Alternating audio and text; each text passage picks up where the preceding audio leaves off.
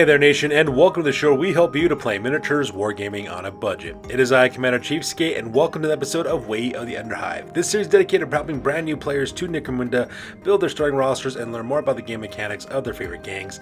And on this episode we'll discuss playing an Electro Guild gang for our narrative campaign Necromunda Monopoly. We'll discuss what a narrative gang is, the reasons for playing a narrative gang, and provide a 2,400 credit starting roster for your first narrative campaign of Necromunda Monopoly. So once again, Necromunda Monopoly is an unofficial campaign setting that I actually created myself, just homebrew idea that I actually been playing around in my head for pretty much the entire time.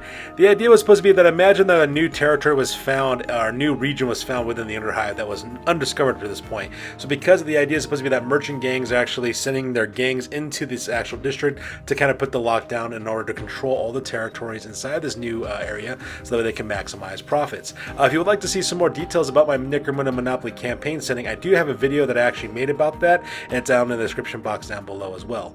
Now, because of this is a totally narrative story, I decided to actually, imagining what happens if you actually had gangs being sent by the guilds themselves, made up of their own people, and try to create a narrative campaign around that. So because of that's pretty much how it works. It's a narrative build for each of the rosters for different merchant guilds that are available in Necromunda as well. We're also using Arathine Succession list building rules in order to create these gangs as well. Now, like I said before, in no way, shape, or form is this video official in any way. So don't try to do this at official Games Workshop events or official Necromunda tournaments or anything like that. But if you're looking for a fun way to actually play a Necromunda campaign, I'll try using my Monopoly rules. And also, I also created rules for this particular gang, which is the Electro Guild. Now, the Electro Guild is actually mentioned in the Book of Peril, but it's actually not getting any official rules. So I made my own unofficial rules about the Electro Guild. I actually made their delegation, I made Guild Alliance rules, and I also made a video about that, which you can also found in the description box down below as well if you want to check out that video specifically. So the idea is supposed to be this would be the gang that the Electro Guild would actually send into this territory in order to fight on their behalf for the campaign. And that's pretty much the idea of this whole video. Now, while we're talking about that, let's go and talk about exactly what makes a narrative gang and what makes narrative build, and let's talk about that next. Alright, so first of all, let's talk about what is a narrative roster. A narrative roster is an idea I've been cooking up for a while where it's basically a new way of playing. Necromunda is a wonderful game with all kinds of interesting stuff, with dramatis personae and special characters and skills, weapons, and equipment, and all kinds of different things that makes this game such a fantastic skirmish game to play. The campaign setting is literally limitless and the different opportunities that you can have to play. So my idea was, what if you took some of those narrative aspects of the Necromunda lore and applied them to list building for our gangs? Now, in a narrative list, you'll be using dramatis personae as leaders as well as champions in your gangs, so long as it kind of fits with the overall narrative of what your gang is. Same thing with having access to certain skills, weapons, and war gear that may not normally be allowed in your gang as well, and the reason why we're doing that to add to that narrative flavor. This also applies to brutes, hang-arounds, as well as hired guns, which are not normally allowed in a starting roster. So that's what the idea of this whole narrative roster is. We're taking the narrative elements of the Necromunda setting with a specific gang and applying it to that starting roster. Now, the whole reason why you might want to play a narrative gang is because it's a fun new way to spice up playing Necromunda. It could also be the basis of a brand new narrative campaign. A narrative campaign is this idea I've been cooking up in my head about actually having a campaign setting where there's an actual storyline for each of the different gangs. The gangs are out to seek certain kind of objectives in this campaign setting, and that's pretty much how it would work in that campaign setting. The gangs that achieve their objectives, narratively speaking, are the ones that end up winning the campaign. And the idea was a nice little way to explore some of the lore and the endless fluff that is usually associated with Necromunda. Like I said before, Necromunda has a very rich and in-depth campaign setting with different characters, houses, guilds, criminal organizations, different levels and different factions all vying for control of this crazy planet. So I thought it would be really a cool idea in order to create those kind of campaigns around those little pieces of lore and have games to reflect that and to do this. The idea of a narrative campaign as well as a narrative roster is that you kind of focus more on fluff and lore rather than competitive play, and I'm going to try to design the lists around that so that way your starting roster does reflect that for the specific game that you're playing. And obviously, the biggest question should be asked, why should you play in every game? And my only answer is with another question, why not? There's a lot of cool things you can do in Necromunda and a lot of cool topics you can explore as well. This is a good way for beginners to learn how to play a game as well, and it could also be great for experienced players too, just in case you're looking for some new and interesting way to do this. Not only that, it could also be fun being an arbitrator of a narrative campaign because you got to create a narrative story, give different objectives for your gangs to try to accomplish, and earn points that way. It's also really fun for players to kind of build a backstory of why their gang gang is operating the way it is and how it's supposed to operate in the campaign setting, and it's a really cool idea as well. And I suggest giving it a try. I mean, why not? You could always see something new with this game system, and that's the wonderful thing about Necromunda. There's always new and cool ways of actually playing this game as well. I will give you a warning, however, no way in shape and form should you be using a narrative list like this if your arbitrator doesn't allow it for your campaign, just because I'm not following some of the official rules for the gang rule building rules that come with the game. And at the same time, these are also not really good for tournament play, but just keep that in mind as we go forward. So now that we're done talking about exactly what makes a narrative gang, let's talk about Mercator Lux's Grid Heralds. That's the actual name of the delegation from the Electro Guild, also known as Mercator Lux. I decided to call their delegation Grid Heralds, and at the same time, there's also special rules attached to this gang as you play your campaigns on Necromunda. So let's go and talk about those special rules now. So first of all, let's talk about Electro Guild equipment list. So the gang has access to House Van Sar equipment lists for both fighters as well as vehicles. The only exception, of course, are exotic beasts and brutes. And the reason why is because House Van Sar is a good fit due to the narrative nature of the gang. Both the Electro Guild as well as House Van Sar have high-tech, electrical, neon, synthwave type of deal with those guys. So I thought it'd be a good fit to actually use those same equipment to outfit the Electro Guild as well. This also includes their use of ash waste grav cutters, which I will also be using in this gang list, and it'll be available for all fighters as well. So if you plan on going out to the ash waste, just know that this gang can take ash wave grad cutters as potential vehicles for their mounted fighters. Another special rule is it keeps going, and going, which is a throwback to the old the Energizer Bunny commercials from the 1990s, if you guys ever watched that before, and that's what this special rule is referencing to. And what that rule states is that all weapons with the shock trait may be purchased by the Electro Guild regardless of rarity or weapon restriction. Any weapons with the shock trait gain the plentiful trait, replacing any previous ammunition-related traits. So this makes it a very powerful ability for the Electro Guild because there's a lot of cool weapons out there with shock-type ammunition called static rounds for auto weapons, for example, would be perfect for this. This also means you also get access to ash waste nomad weapons as too, like charge casters, blast carbines, blast rifles, blast pistols. You can also get storm welders. There's a lot of different things with electrical, the shock trait attached to it, and that's only kind of fits narratively speaking, since the Electro Guild is responsible for for using electricity and all that stuff. And our last tactical benefit is called Finger on the Pulse, and it's very much similar to the Lord Helmwar's Radiance, I believe the name of the special rule from the Promethean Guild. It basically reads, if the player controlling the Grid Heralds chooses, they may announce during the pre-battle sequence, after crews have been chosen but before deployment, that the battle will be fought using the Pitch Black rules. Additionally, they may choose during any end phase that these rules will no longer apply. Which kind of makes sense too. After all, these guys are the ones controlling all the electricity in Necromunda. Stand to reason that these guys can also cut the power or turn the power back on anytime that they want to as well. This will really help you out, especially if your opponents don't have any photo goggles. So this will actually give you an edge because most of the gang members in this group do have photo goggles because narratively it fits with the gang's overall aesthetic. And speaking of which, let's talk about your starting roster. This is the Electro Guild starting roster for Necromunda Monopoly. It's rated at 2,400 points. It is the Mercator Lux Grid Heralds. So let's go and talk about exactly what's in this list. So up first is the Electro Maester. This will be the leader of your game. This character costs 175 credits. They're the Outcast leader using the Mastermind archetype. And even though this is not an Outcast gang, we are using the archetypes for some members of this gang, so that way we have a basis for primary as well as secondary skills as well. Now this fighter is armed with a shock whip as well as an auto pistol with static rounds, so very deadly that way. He's also got a refractor field, giving him a 5 armor save as well. He's also got photo goggles, that way he can see in all visibility conditions. And he automatically comes with the Spring Up skill as well as the Overseer skill. He gets the Spring Up skill, so if he gets pinned, he has to pass an initiative test. He escapes pinning, and we decided to give him the Fixer skill because it just kind of matched the overall aesthetic of the idea that these guys are out there collecting dues. So because it earned D3 times 10 credits at the end of every single game, so that part's kind of nice.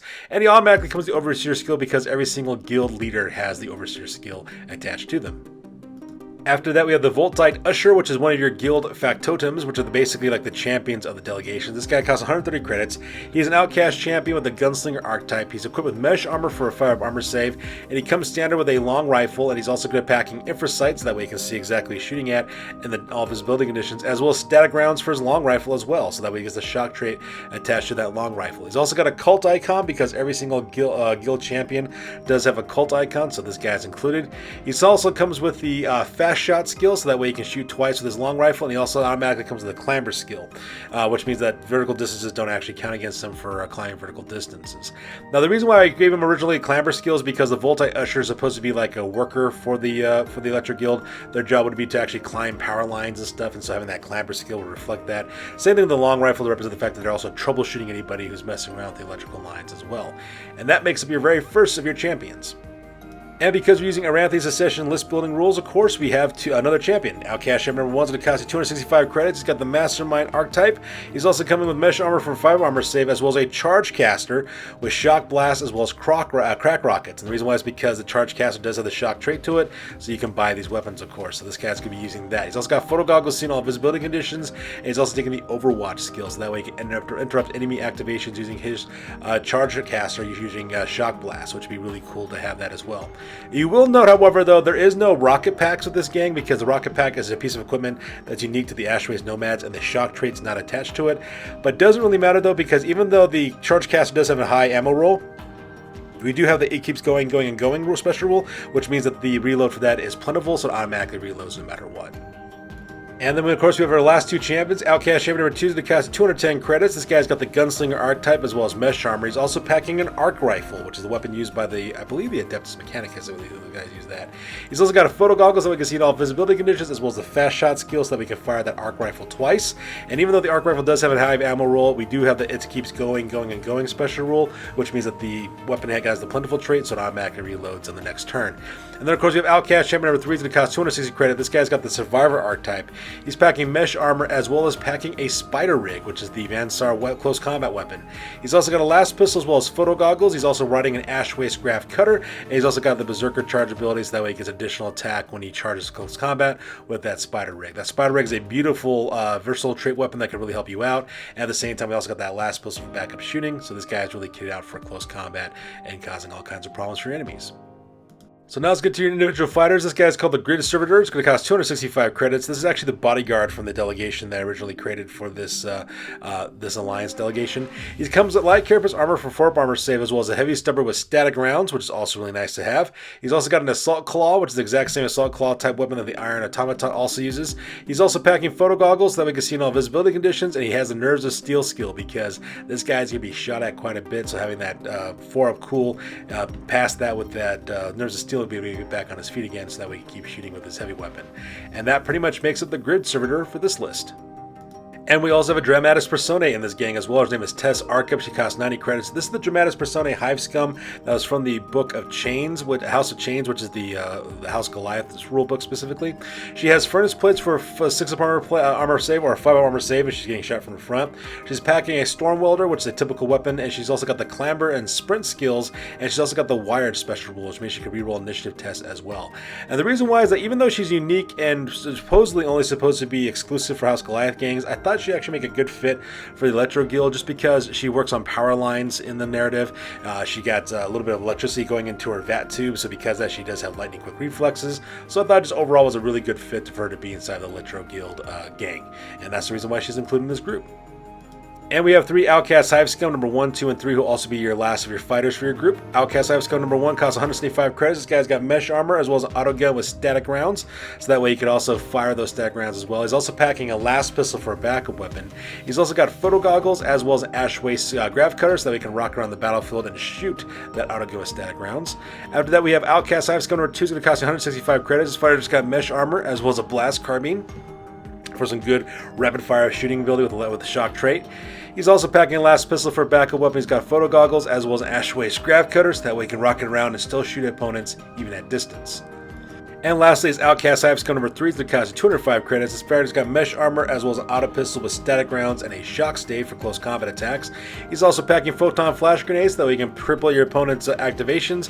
He's also packing Photo Goggles, seeing all visibility conditions, and he's also flying around our Ash Waste Graph Cutter, so that way he can rock it around, throw Photon Flash Grenades, blind people, also engage them in close combat when he charges into them as well.